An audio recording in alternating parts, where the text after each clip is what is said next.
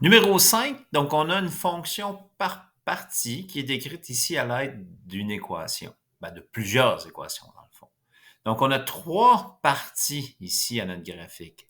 f de x égale 60 si x est plus petit que 10. Donc une première partie du graphique.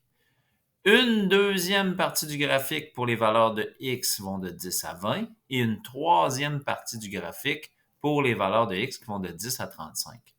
Grosso modo, si on illustrait à peu près la situation, sans être très précis, donc on a f de x ici, ou notre y si on préfère, puis on a x ici.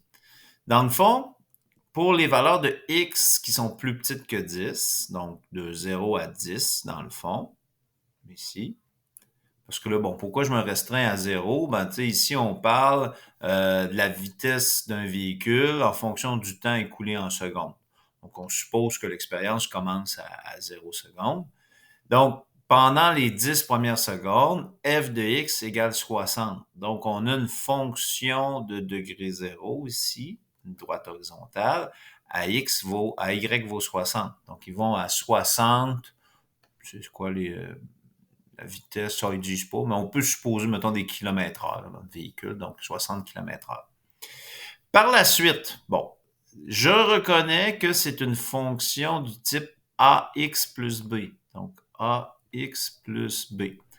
Et ici, je vois que mon A, mon taux de variation, est négatif, ce qui suppose que entre 10 et 20, sans être très précis, donc entre 10 et 20, ma fonction, ça va être une droite, donc ax plus b, c'est une droite, et qui va être décroissante. Donc, on va avoir une descente ici en ligne droite. Et par la suite, pour des valeurs de x entre 20 et 35, on va mettre approximativement 35 ici, on va revoir ici qu'il va y avoir une croissance jusqu'à 35 ici. Je vais peut-être dépasser un petit peu, là. Donc, jusqu'à 35, comme ceci. Donc, on a une idée. Donc, le véhicule à la vitesse constante, il ralentit, puis il réaccélère ici. Donc, quand on nous demande sur quel intervalle le véhicule décélère, on va constater que c'est dans la deuxième partie, donc ici entre 10 et 20 secondes. Et quelle est la vitesse de la voiture après 8 secondes et 25 secondes? Là, il faut se référer à quelle partie du graphique.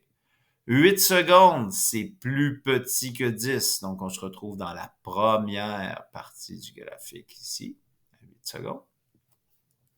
Changer de couleur ici, 8 secondes. Donc, ici, 60.